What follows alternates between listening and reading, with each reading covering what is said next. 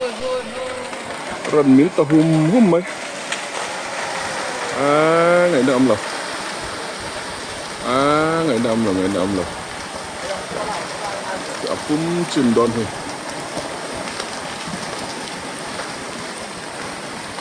Ngày đó âm lộc ấy.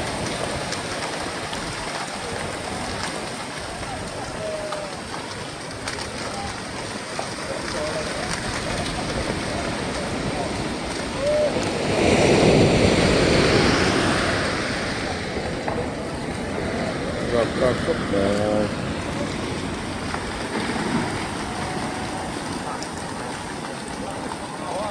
ngày nào tao lộc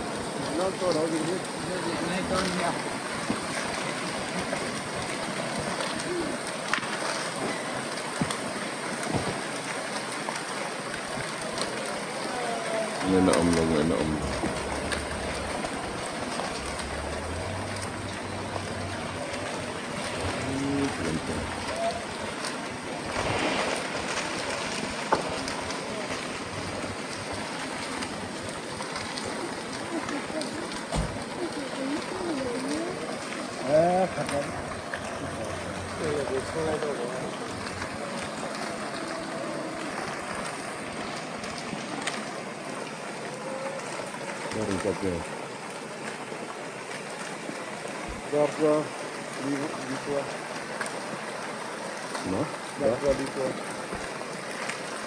dar kual minute somdi panga bela tihian tol tani tunain hela tol ma bela li tua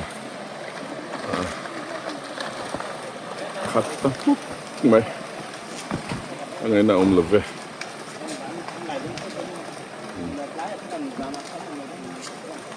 tiền ít chuan